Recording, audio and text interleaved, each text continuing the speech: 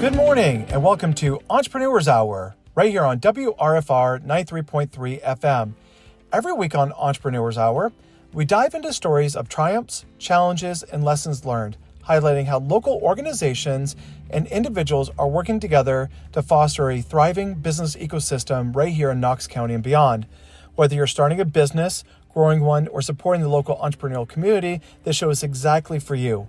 Hi, everyone. My name is Chris Austin. I'm your host and president of Ardea, proud sponsor of this show. Ardea is located in Rockport, and we help small businesses and nonprofits with bookkeeping, large-scale accounting, payroll, payment solutions, and tax services. I'm also the president of the Rock Coast Entrepreneurs and a member of the NSBA Leadership Council, representing Maine small business community on a local, state, and national level. I created the show to help entrepreneurs navigate the complexities of running a small business by providing a platform where entrepreneurs can share their journeys and highlight some amazing partners in our region, showcasing the impactful ways they're helping small businesses and entrepreneurs succeed. Let's learn, inspire, and support one another as we continue to build a stronger small business community together. Now, let's get started with today's show.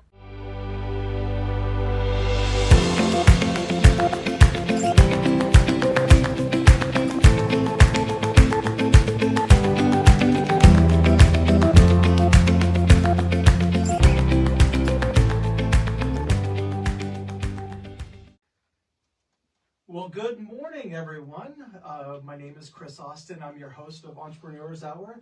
The show almost didn't happen today with my recording device that we have for our live stream in the middle of Rockland's Main Street, but I was very fortunate to be able to find it. But welcome to Entrepreneurs Hour. We're going to dive into some stories today and some experiences. I think we'll share these stories for the benefit of our listeners. We're continuing to really grab some traction here, and this show is really there for entrepreneurs. This is not about social issues, as some of maybe some of the comments that we've received on some of our shows recently. This is about the journey of our entrepreneurs, and it's so important that we be able to share that with our listeners and our viewers down the road as well. So today I'd like to introduce Diana Castle. So Diana grew up in central Maine, but spent much of her time in Midcoast, where she now lives with her husband and two teens, which is just crazy to think, because I remember when you were expecting Oliver. When they were little. I think they were at daycare together, our boys. Yeah. They were? Yeah. Wow. Yeah. Okay. Yeah. Yeah. And so just so everyone knows, so Diana and I used to work together at MBNA and Bank of America. She was actually one of my bosses for a short amount of time, and we worked together for a long time, actually.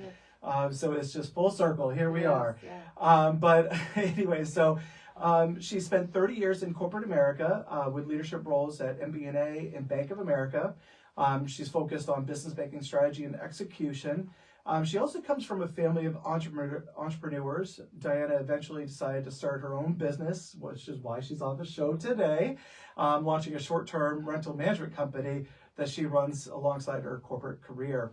Diana, welcome to the show. Now, you also have a Midcoast, like you spent in your childhood. Yes. You actually spent some down in the peninsula. I did, yeah. So I grew up in and out of Port Clyde. So we lived in Port Clyde year-round for several years. In fact, my very first job was stuffing bait bags at Cod End Fish Market for Mrs. Miller. So Very deep roots, in the Midcoast area. So have always been in and out of Midcoast and lived here, as I said, full-time growing up for a few years as well. That's awesome. Yeah. That is fantastic. Well, welcome to the show. And I'm really excited for us to be able to talk about how important it is that corporate culture plays in our communities, but also establishes some pretty amazing things for entrepreneurs as well. Yeah. So, you've had a really incredible career in the corporate leadership. I know that I had the privilege, as I stated before, with working with you for a time, and I know firsthand that you have high expectations, but lead by example, which is really important. What are the core leadership values that have shaped your career? Well, it's a big question, right? And you are right. It is definitely high expectations. And I think about that a lot with the business that I'm in now. So clearly, I have my full-time job. That's my day job, right? That's my 9-to-5 job. And then never really intended to start something on the side. But here I am, and I'm enjoying it, and I like it. A lot of it, though, to me, is really that ability to connect with people through business. And that's really a core value that I'd say, answering that question, is how can I continue to connect with people through the business that I run? So, for example, when I think of, we're very small. So as a short-term rental company, it's Castle Properties. We have 2 properties. We have the Ski Castle, which we built. That's our ski home that we rent out as a short-term rental. And then I have another property that's in Rockport Village that I manage for a friend of mine. So very, very small. But Right. even at that small scale, Chris, a lot of people that I've connected with use AI, virtual assistants, et cetera. And that's perfectly fine. That's one way to do business. But for me, I really want to be able to connect with all of our guests. So that's something that's very important to me. It's very important to be able to connect with guests, talk to them about local restaurant recommendations, and Right. make that connection. So the ability to connect, and then the other piece of it that's very important is setting up this business and thinking about how I might want to scale it eventually, because I'm sure I will want to, but it's leveraging other local business owners. So, Right.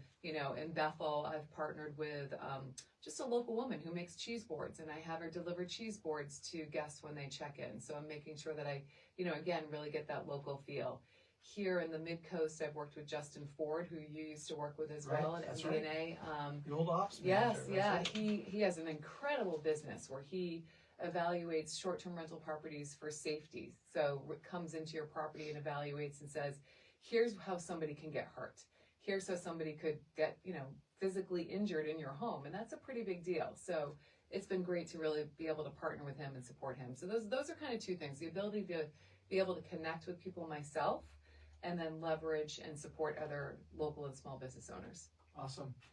So, and we're going to dive more into that, because I think that's what a lot of people, because as we know, short term, like it hits a nerve for some people, right? Yeah. And I get that, by the way, Right. because Oh yeah. I spent my summers in Port Clyde, so I completely understand that. Sure. I really do. Yeah, absolutely. But we also, sometimes we forget as citizens of the, about the, the life cycle of a business, The impact and on the the community. impact that you're having Yeah. on the community, at the Yeah. local community. Yeah. It's not just your pocket. Yeah. It's not just filling in those weekends that you're not at the castle. Yeah. It's about, spreading the wealth, Yeah. spreading that, and you building those relationships, and that's so important. But we're going to dive into more of that here shortly. For this segment, it's all about the leadership and corporate experience, and Okay. I think it's so important for our listeners and our viewers to be able to pick up on your experiences, and that's why I'm going to dive in a little Sure, bit for you. yeah. Okay. Now, what was your experience like working at MBNA and then Bank of America, and how did your role evolve over those years? Well, it's changed a lot, right? So I've been with the company for 30 years, and I've had a new job probably every 1 to 2 years. So, and a lot of that's by my own design. I like to grow, and I like to learn, and I like to adapt. And so I've always challenged myself to find a new opportunity. And then the other side of that, I will say, is we are still in an isolated area, so to speak, right? So I'm very fortunate that I've been able to build a career in corporate America, but I'm also very cognizant of the fact that I am what's considered quote unquote out of footprint, meaning I'm not in a corporate headquarters. I'm not in Charlotte. I'm not in Boston. I'm not in New York. So I have to make my own way. So I really have to be willing to find my next job, build that next job, and understand that no one else is going to do it for me. And that's certainly a value that you can transition into having your own business, right? A lot of people, I think, have this misconception that if you have a career in corporate America, things are taken care of for you. It's, in fact, in my opinion, the exact opposite. You really have to look out for yourself, not to sound cutthroat about it even for yourself, but you have to be able to protect your own career because nobody else is going to do it for you. Right. Really. So I do feel very fortunate that I've been able to work for a company that I can do that and stay with the same company and provide for my family. But it's a lot of work. You have to make it happen on your own. So now, how do you translate that to a small business? I mean, that's a small business, right? You have to your point, I think you said early on when we worked together, you have to be able to do the work yourself, right? You have to be able to roll up your sleeves and you have to be able to get the work done. And I definitely see that difference in the short-term rental industry. I've been able to establish a small community of short-term rental owners in the Sunday River area, and I think there are maybe 2 of us that are local. Everybody else is an outside investor, and that's perfectly fine. But it's a different business model, and it's do they understand how it really is to do the work yourself and connect with the local people and drive up there yourself and hook up your generator if you need to, or remove the snow if you need to yourself. Those types of things that I think, again, we learned also in corporate America are very applicable in the business that I run. Yeah, absolutely. You've spent you spent a career in business banking and strategy and execution, as well as managing, a call center back in the day, and all these different things. So how did those skills translate with running this type of business that you have? And I know that you touch on some of those, but what are some of those key things that you feel like have been that direct correlation to your business? We have to be able to pivot, right? Because things are going to change. I mean, look at the industry, rather the financial industry we're in right now. Things are changing. Sure. We don't know what it's going to look like. So you have to be able to pivot. Again, you've got to be able to protect yourself. You've got to be able to protect your interests. You've got to be able to protect the people that you're doing business with. And you have to be able to pivot because nothing's going to stay the same. So you have to be able to continue to reinvent yourself and change. So to your point, I mean, gosh, I think when we worked in the contact center together, that's a call center for anyone who's not aware. And, you'd sit there and you'd answer phone calls from customers, right? And that can be pretty tough to sit and do that all day long. I mean, that's, by the way, where I started in the company. I started selling credit cards over the phone. Like, that is really brutal. Telesales. Yeah, telesales. So people would swear at you and hang up, swear at you and hang up. So you have to We be just a want little that. tough. We just want that fifth card in your wallet. That's all we That's want. right. We just want that fifth card, Just want to please. give you the opportunity to look it over. Yeah. But it can also be fun and it can be rewarding and you can get a lot of teamwork there. But you have to be able to pivot. And, I think in those contact centers, like some days you would be working in customer support and then the next day they would say you're going to be in customer assistance and then maybe you're going to be in customer retention because that was what the business needed. And although that doesn't happen anymore at Bank of America because you can't really do that to employees, right? We've learned that. So back in the day that happened all the time, but that's business. So that's kind of what I think about with my business is you have to be able to pivot all the time. You're going to have to continually change and grow and adapt. Yeah, the good old task force days. Yes, that's what it was called. Yeah, the task force. Yeah, that's right. Yeah, that's right. That's right. Credit analyst, you're going to be collecting today. It's right. like, okay, this is a totally different conversation. That's right. You were voluntold. That's right. Oh boy. Yeah. Yes, I remember those things. Yeah. Now, leadership is structured corporate environment is a very different thing from leading your own business. What's one thing that has transferred seamlessly, and what's something that felt completely new when stepping into entrepreneurship? I don't even know if I'd say anything is transferred seamlessly because it is just so much. I mean, I'm learning so much every day. There's a lot. I didn't expect to be here. I really didn't, Chris. I didn't plan on starting a business on the side. It's not where I thought I would be. I'm very happy to be here, and I'm very excited to be here, and I want to grow this side. So it's hard to say what's transferred seamlessly. I'd like to say the professionalism, because I do try and run my business in a very professional manner and have a very sort of high touch experience with my clients and my guests, and I think of them as guests in my home. I think that's what I've really tried to transfer over is that high touch, white glove service that we learned in corporate America. And that's something that has always separated us in corporate America. The other thing I guess I'd say, and I do know this about myself because I've been told this as well by people I work with, the ability to get things done. And that is something that you learn in corporate America because, as I said earlier, things change, right? So you need to be able to just roll your sleeves up and get things done. And that has also transferred over. Yeah. But also, too, the being in a world previously, especially, I mean, internal, external, doesn't matter. You have customers, right? Yes, in corporate America. Yeah. And I think that must also equate to, it should equate to how you handle customer service type of situation, because not every guest is happy. Yeah, that's actually what I really like about it. That's, again, why I like keeping it small for now anyway. And who knows, I'd love to maybe have a boutique hotel. So let's see what happens, right? But because I like the hospitality piece of it. But you are right. It's that customer service piece, right? Like again, sending a cheese board to customers. I don't add that into the cost of the night, by the way. So it's costing me money personally, but I just like to do it. I think for the sake of the small price of a cheese board and creating that business relationship with it's a woman-owned business in Bethel, Maine, and it's great to be able to support her and sort of wow the client at the same time and create that experience.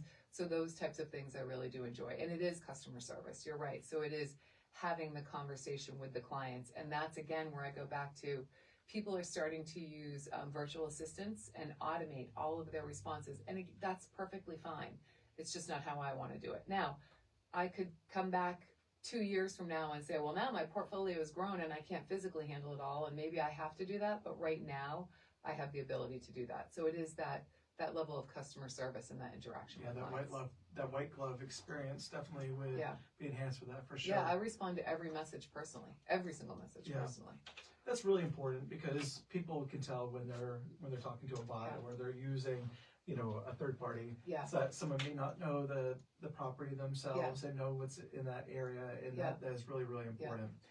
Well, thanks for going through that segment with me. The next segment that we're going to go through, which is work, family, and the art of balancing it all. Because you and I, before this show, we were just catching up, and we have a lot on our plates. Yeah, we do. And I love that in corporate America, you work a lot. Yeah. You work hard. Yeah. And you have this side hustle. Yeah. And that's that Mainer in you. I call it the Mainer, right? Yes, we love the side hustle. Yeah. The art of the side hustle. But it comes with a price, and you have to be able to balance it all. And so that's what this next segment is for our listeners and viewers. So you're balancing a demanding corporate career, a family, and a business. What does a typical day look like for you?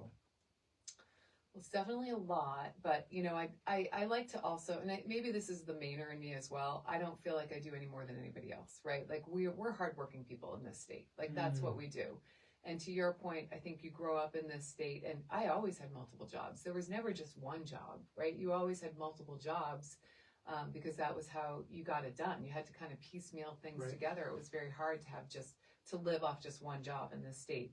But today, currently, I'm very big on exercising. I'm training for the Boston Marathon. So so I start my day with a run every day or some type of exercise.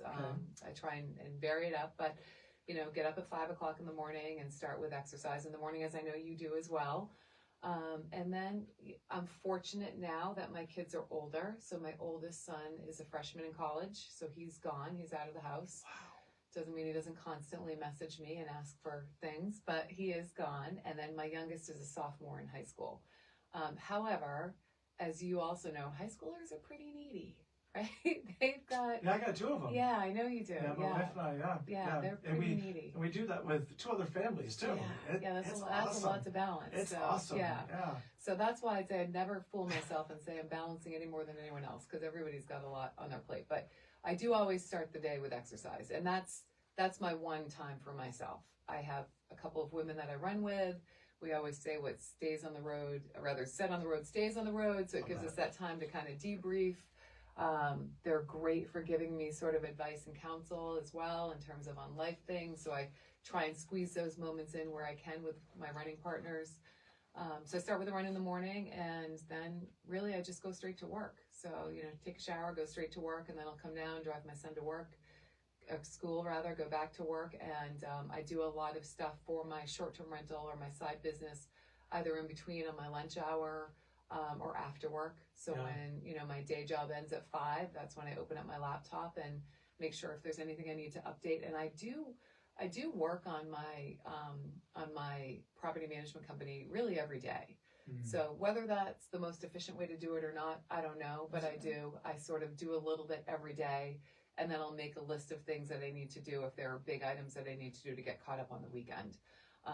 Like writing contracts for upcoming guests and maybe changing things around because the whole algorithm on Airbnb, you've got to make sure you're constantly staying on top of that.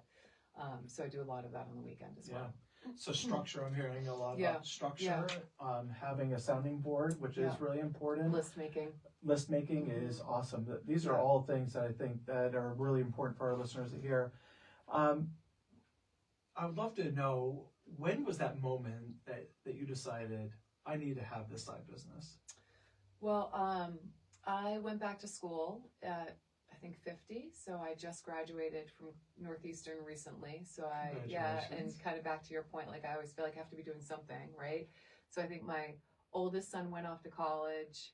I went back to school at the same time. So, God forbid I just like take it easy. Instead, I'm like, okay, what else can I do? So I went back to school, I got my degree, and then I was like, okay, now what else can I do? so then we were very fortunate to build a ski house. So when the market went really high, we took equity out of our house. It was sort of one of those situations where we're like, okay, we can sell our house because the market's crazy, but where are we going to go? Right? Where are we going to go? We can't afford to buy a house if we then sell our house. Like, we wouldn't come out ahead. So instead, we took the equity out of our house and used that to build a house in Sunday River. And at first thought, well, we'll just rent it out sort of to pay the bills, right? And then very quickly learned that we could run a business. And instead took the straight business route, set up an LLC, and really have tried to run it as a business.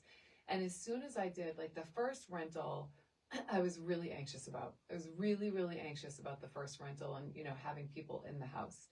But it was sort of like the first one I did, it was kind of fun. Like, I had the interaction with the guests and I really liked it. And, they were so responsive and so happy about the house and kept sharing about how much they loved it and staying in the home, etc. And it was sort of that moment where I was like, okay, I can do this. I can do this as a business. Yeah. And then a friend of mine asked me to run hers for her. So it's just kind of built from there a little bit too. And there's nothing like when you first start your business, that high that you feel where the business is just going up because you went from nothing to having guests that were there. Yeah. So how was it when you first got your first challenging guest experience? Well, the first one I got was kind of funny. So the first one I got was, I think it's funny. So it was a large group of people and they were from Boston and they clearly had only ever lived in not only apartments, but high-rise apartments. And I know a little bit about their background, so I know that's correct. I think they were living in Hong Kong before. So, like, large apartment buildings with everything taken care of. And they immediately messaged me, and there were 13 of them. And they came back to the house, it's a big house, and they were skiing. And they said, so we were showering, and there's no more hot water. And I said, okay, so, like, tell me a little bit about that. Like, so you were taking showers, like, how many of you showered? She's like, yeah, so we were all showering. So 12 of us showered and then there was no hot water. And I'm like, okay, well, that's because 12. And I said, so did you all shower like in a row, like consecutively? Yeah. And I'm like, okay, so 12 of you just showered consecutively in a row. And the 13th person didn't have hot water. You just ran out of hot water. And then she said, well, we went into, and this is before I realized that you have to lock the like utility room, right? She said, well, we went into the utility room and we found the boiler and we turned it off and turned it back on. Sort of like, remember when you'd call user support or systems and they'd say, shut your computer off and turn it back on? They thought they'd like reboot the boiler and it would like turn it back on and heat the hot water back up. So that was kind of the first one where I realized, okay, you really have to plan for people know nothing. They know absolutely nothing. You have to plan for people coming into your house having no idea how to do anything. That's scary. So that was my first. That's scary. Yeah. You're like, are these people going to burn down my brand new established exactly. And ski house? It was brand new too. So that was kind of comical. So that was my first kind of funny lesson. My first lesson that I learned from, and you'll appreciate this as well. I had a guest tell me I over communicate. I do communicate a lot. But we had a guest that came, and we are dog friendly, but we require a pet fee which goes to our cleaner. So our cleaner charges us more so that she can deep clean. And again, the house was new, so I was still very anxious about it. We have security cameras, and we saw that people brought 2 dogs. Now, I love dogs. I have 2 dogs, but they brought 2 long-haired, big, furry dogs, didn't disclose it. And so I started to freak out a little bit, and I didn't know quite how it would work. In my mind, I thought if they don't pay the pet fee before they check out, I didn't know if I'd be able to collect it because I just didn't have enough experience yet on Airbnb with like submitting a claim on the back end. So I messaged them 3 times and asked them to make sure they pay the fee before they left. And they weren't very happy with that. So they paid the fee, but they weren't happy with my 3 messages. With your over-communication. With my over-communication, and that's literally the feedback they gave me. So it's learning. It's all learning. It sure is. And I know that you had mentioned about your family, right? So you have your husband, your 2 boys, your 2 dogs, 2 cats. Yeah. So how do you make family time available? Like, because the reason why I know that we brought this up about time management, but so many previous shows is, and just in the experience with talking to entrepreneurs, is that sometimes our families take a back burner. So how do you prevent that from happening? Well, that's pretty much it, right? It's work and family. I mean, family's the most important thing. In fact, I was just talking to my niece about this, who, she's a single mom, and I told her, like, nothing is more important than your family, right? So if anything else, like, this is your mission. Your mission is taking care of your family. So these other things, the business, etc., that's to help support my family and create a better life for my family. So if it becomes detrimental for the family, then you have to pivot that. You have to change it. Like, the family is the core. So that's number one. So which is what I was telling her. So the decisions she's making have to be, how does it impact the family? That's going to be the most important thing. So you just have to put it first. And I know that sounds easier said than done, but I'll say again, there have been certainly times where it's more towards work, more towards family, but you really have to create that family time. You really do. It is so important. I mean, so on the weekends, you're spending time with your family. Like, that's really what you need to do. And we have dinner together every night as a family. So it's that's those so little things, right? Yeah.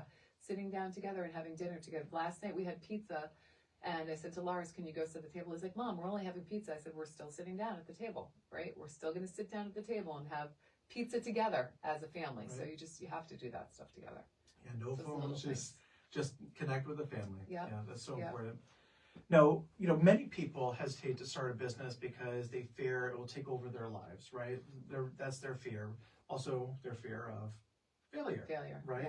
Yeah. What advice do you have for someone who wants to pursue a passion project while keeping their career? So that side hustle. Well, I think first of all, you just have to do it. Obviously, do it in increments. Start small. Make sure that you can manage it. Like, again, as you were asking me how I balance how I'm, the side hustle with my day-to-day job, and now how I'm pulling it together. I'm not doing it as well as I should be, right? Like, I don't have it as structured as clearly as I should, and as I grow, I'll have to do that more.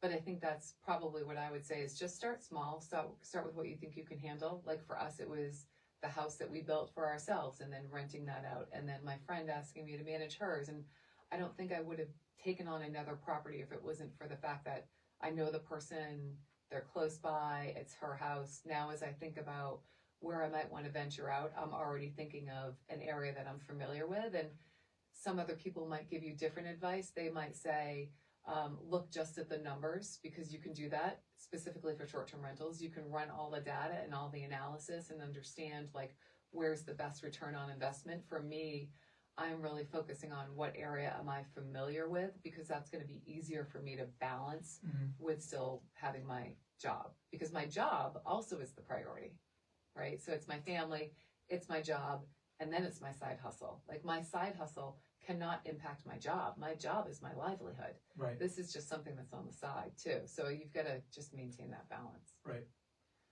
Do you ever see down the road where this could be your full time, or do you feel like this will always be a side business for you? I don't know yet, because I like to work and I like my job. So I don't have any intentions of leaving my job and doing it full time, but I could see it when I get to, like, retirement, right? Maybe doing it as a but then even then it would be a full-time job. I'm not saying it would be, just a retirement side thing. I think it would be a full-time retirement job that I would then transition into. So I could see it happening then. I'd have to grow it more to be in that position. And I have some thoughts of how I want to grow the business. So potentially down the road. Yeah. Okay. Awesome. Yeah. All right. So we're going to go into our next segment, which is basically the business side. Could this grow? So, we've talked about the growth, and your business's short-term rental management is growing. When you started this, did you see this just as a side project, or did you see potential from it? Oh, absolutely. Just as a side project. In fact, I thought I would just do it to, like, pay the bills. That would be it. That was clearly it. Yeah. I thought if I can just cover the mortgage, I'll be happy. And then I sort of, it's like everything we do, right? This is why I'm running a marathon. You run a 5K, then you're like, then I can run a 10K. And if you run a 10K, you're like, I can do a half marathon. And you do a half marathon, you're like, I can do a marathon, right? So it's kind of like the same thing. Right. So I had a couple of rentals, and I was like, this is really kind of cool and kind of fun, and I can grow it and I can do more with it. So it's been the same way. So it's kind of taken a life of its own in that aspect. when you were establishing this and saying, all right, so we can go from paying bills, to actually having this side business, did you use any type of business resources or go through like any type of business coaching? I did not. Actually, no, that's not true. I take it back. I'm sorry. I did work with a short-term rental consultant early on, and that was extremely helpful. What he helped me do is he helped me get set up on like the rental software, Price Labs and Rank Breeze, and understanding some of those. I think it would have been helpful if I had done that sooner in setting it up. But as I said, I wasn't necessarily thinking about setting it up as a business. And there are tons of businesses out there that you can do that with now. I do think that people need to be a little bit cautious though, because it's become such a big industry. And I have seen that there are a lot of consultants who will now tell you, here's how much money you can make on a short-term rental in this community or this area.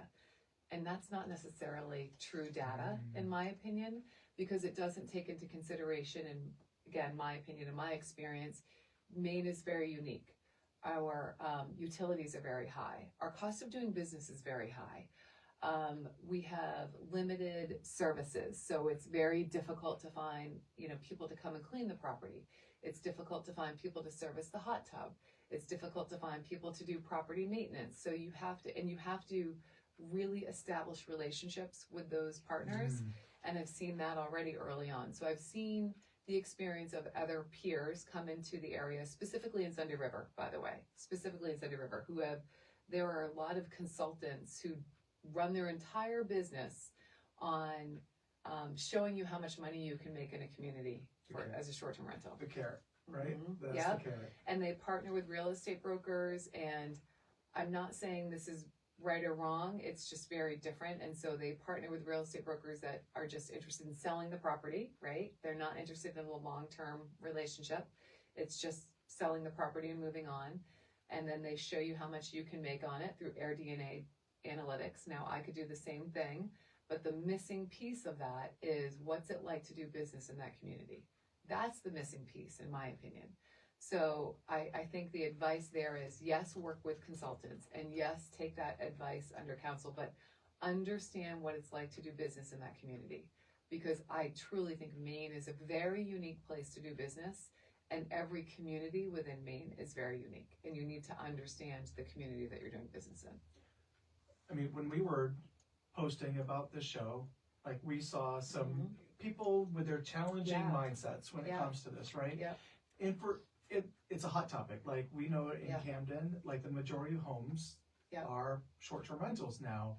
But I think the misunderstanding is the type of home that is a short-term rental. It's not your entry-level home. Yeah, they're right? $1 million homes. These are $1 million homes, right? These are $1 million homes that are for higher income level people to be able to. So how do you address that? Like, this is not a problem. I have very strong opinions on that, quite frankly, because as I said, I grew up spending my summers in Port Clyde, and I've seen how that community has changed.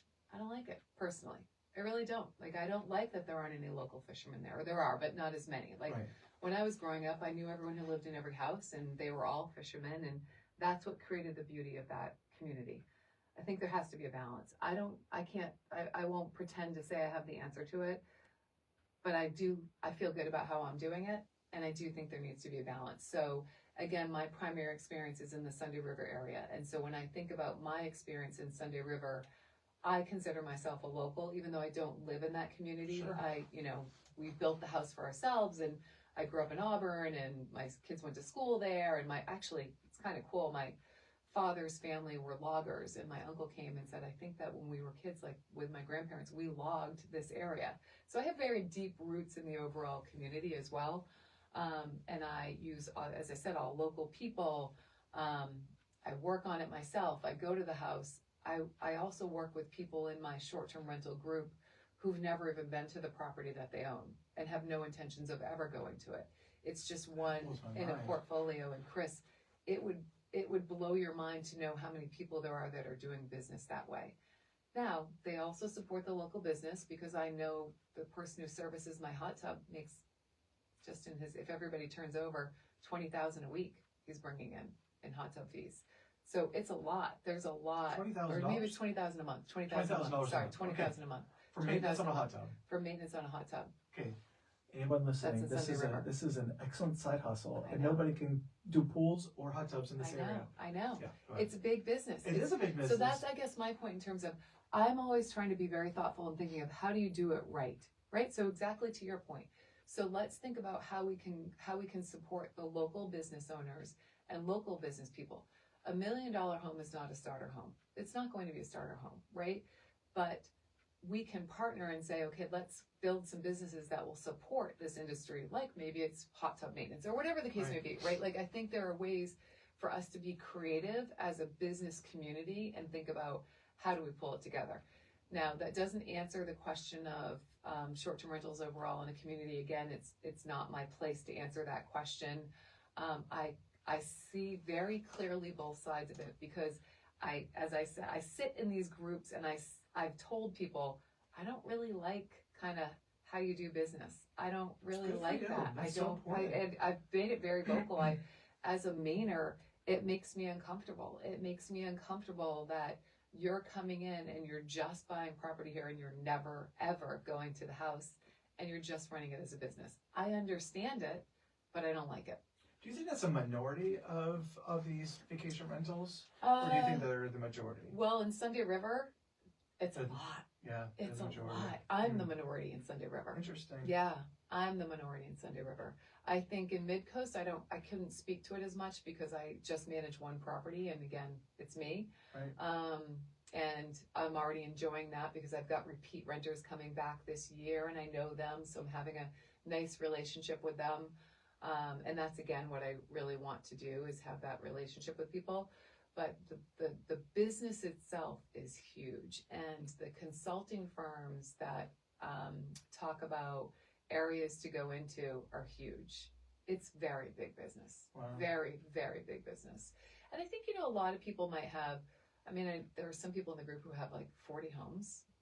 I think a lot of them have maybe 8 homes. And that's when you talked about doing it full time, that's why part of me is like, I don't know, because I think to do it full time as your full-time job, you have to be that 8 model home or more.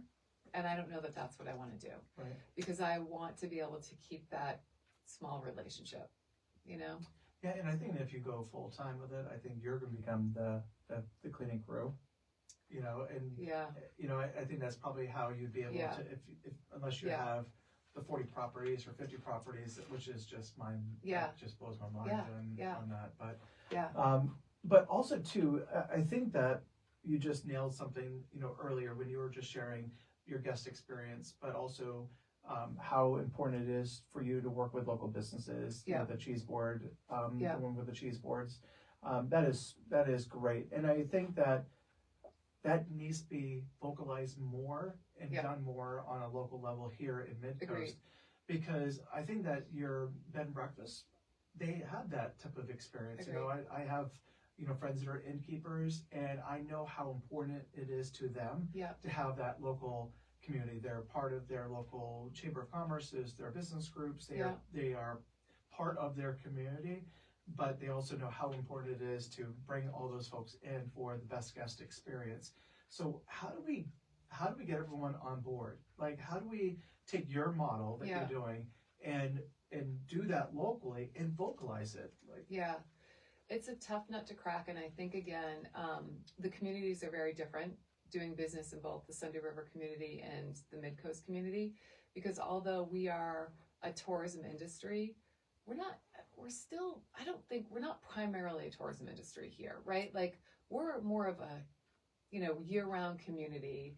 The Bethel area, and I'm sure people would tell me they disagree with this, but Bethel is, it's a resort area. It really is a resort area. Sure. Like, those homes are resort homes. They are built just for skiing, right? So it's a different mentality or different area. But, here, by the way, I use Sea Salt and Suds, so, a local cleaning business, and they focus on Airbnbs as well. So I've got that relationship. So I think we have to do it. We have to lead by example. I do think things that you're doing right here make a big difference.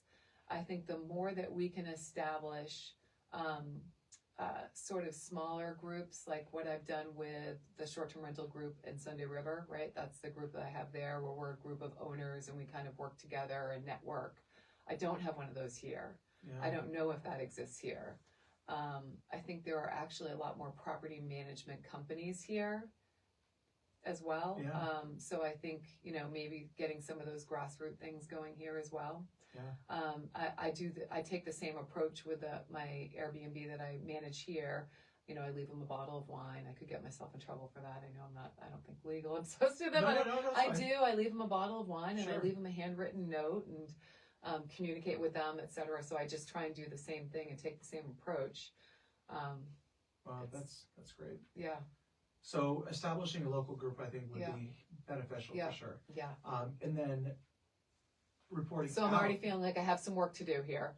Yeah, I think you have some homework. I've got some homework. All right, I heard that. Reporting out to your local media to be able to change the narrative, because I will tell you, I have personal friends that we've worked together with.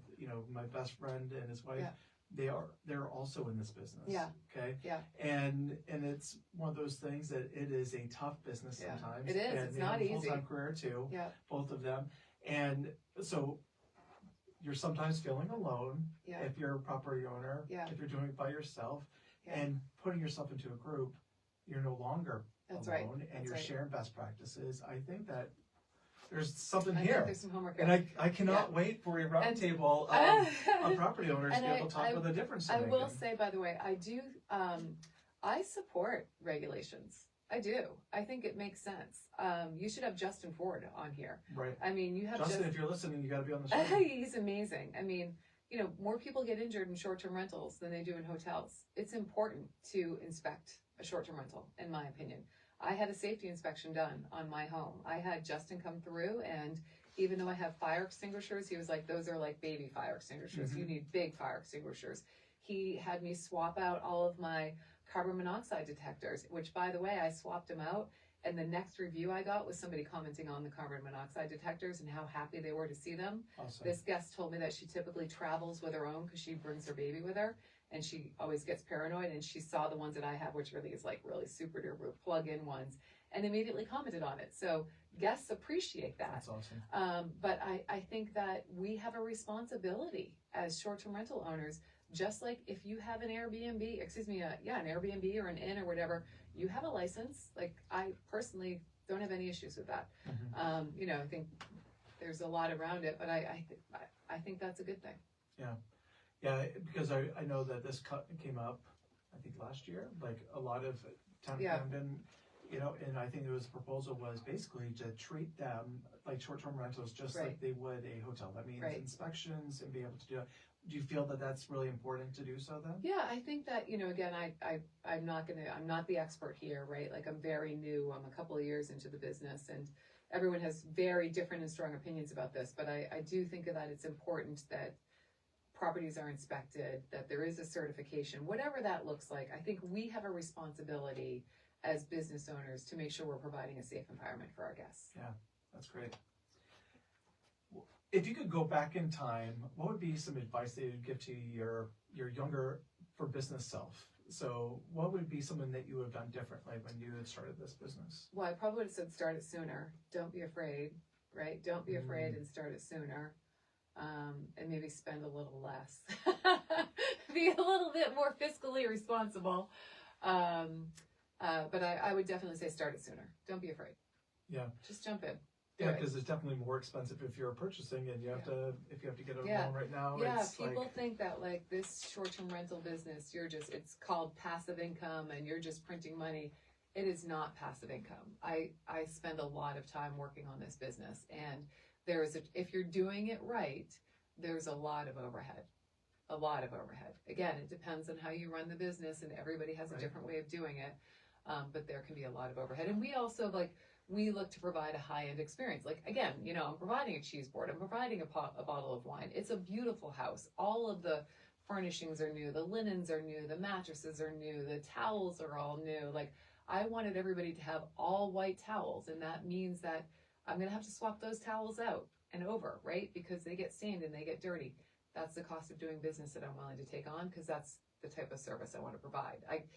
I'll never forget going into a short-term rental. It was actually at Sunday River, and we paid a lot of money to stay in this place. All the towels were mismatched, the sheets were old, and I thought, you know what?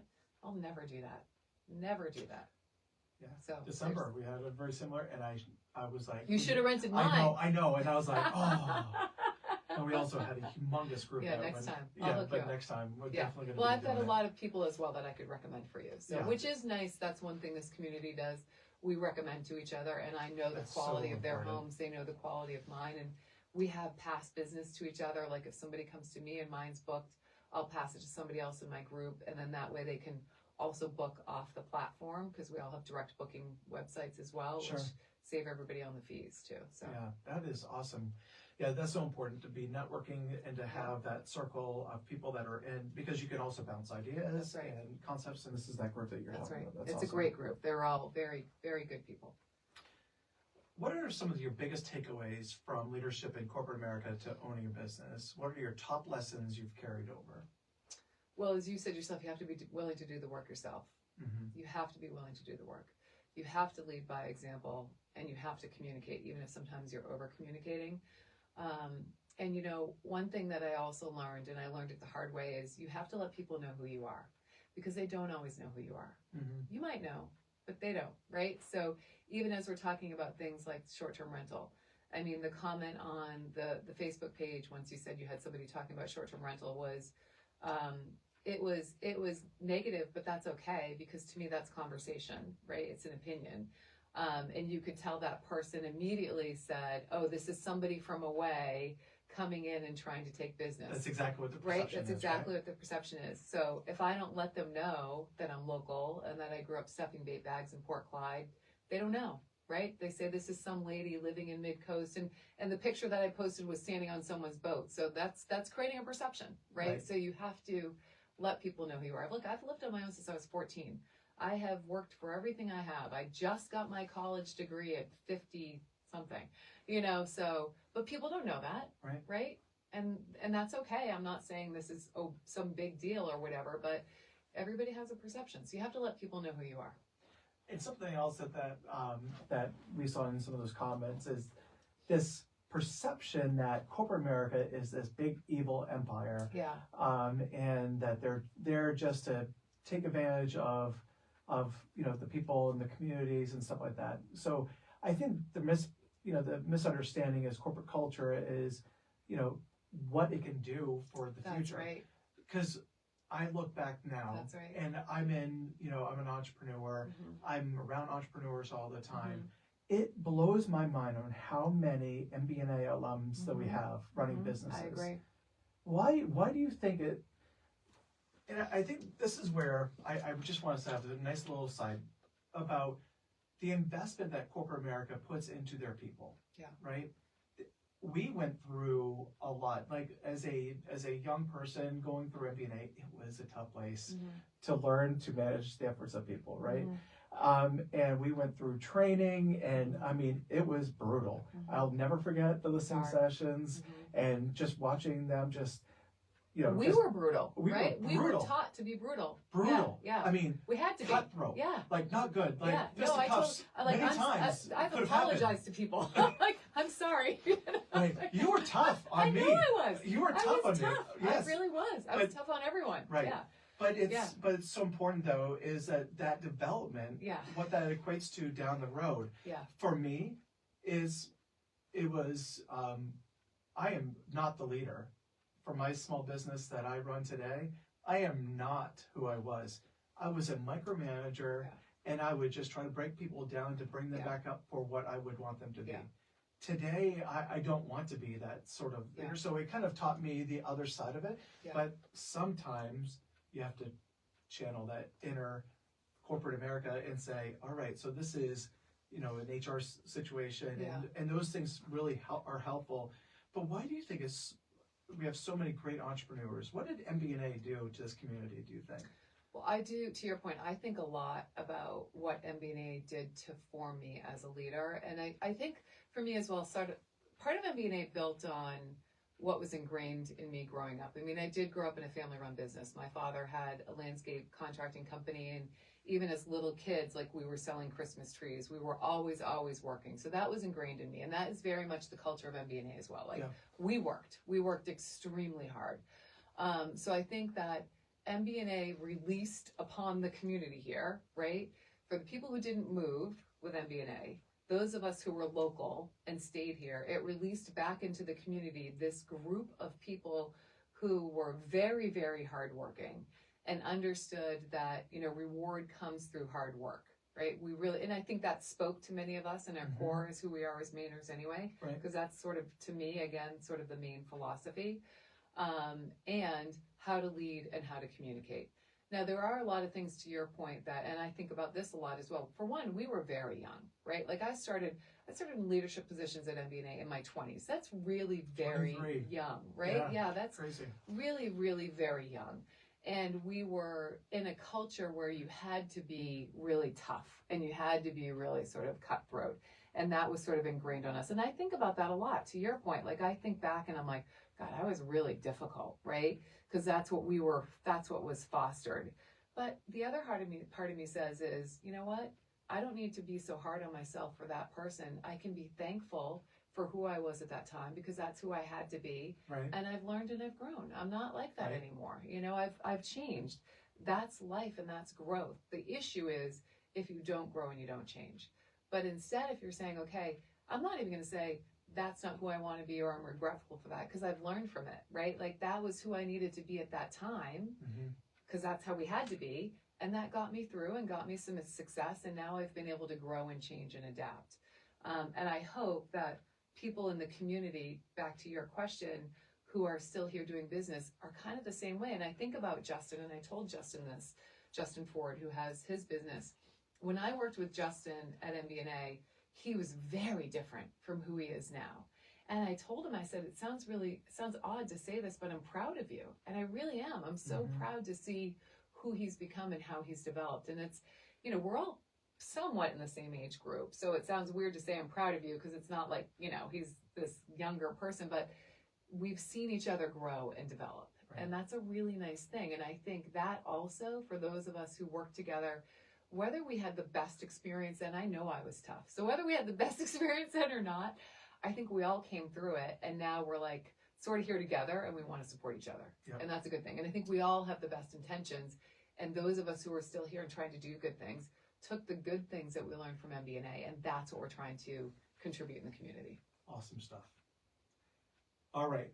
My favorite segment that I've just added the last few episodes. And this is Speed Round. This is for our listeners and viewers to get to know you about some fun and random questions. You ready? Okay. We had no prep for this, by the way. No, we did not. What's your go-to coffee order? Well, almond milk latte. Almond latte? Yeah. Okay. Yeah, my wife is all about that. Yeah. What's the best piece of advice you've ever received? Oh, that's so hard. I don't even know. You know what? I do know. Whatever you do, just whatever you're going to be in life, be the best that you can be at it. Awesome. That's from my father. Wise man. If you could pick one superpower, what would it be? Well, I'd really like to fly, just because I think it would be fun. And you'd be able to get to Sunday River just like that. I could get like that, yeah. Just like that. And I do love awesome. it up there. What's a hidden talent people don't know you have? I don't know if I have any hidden talents. I really like to dance. I'm a really good dancer. Okay. I'm a very good dancer. All right. I'm a very good dancer. I did not know that. Okay. All right. If you could trade places with any CEO or business leader for a day, who would it be? Well, it would actually be a friend of mine, so it won't necessarily make sense, but it's a girlfriend of mine. Her name is Dorica, and she runs her own business. That's awesome. Yeah. What's your dream vacation destination? Italy. Italy. Have you been? I have. Awesome. Yeah, yeah. Very cool. And must place, is that like the best place to go visit? It really is amazing. Okay. Yeah, absolutely awesome.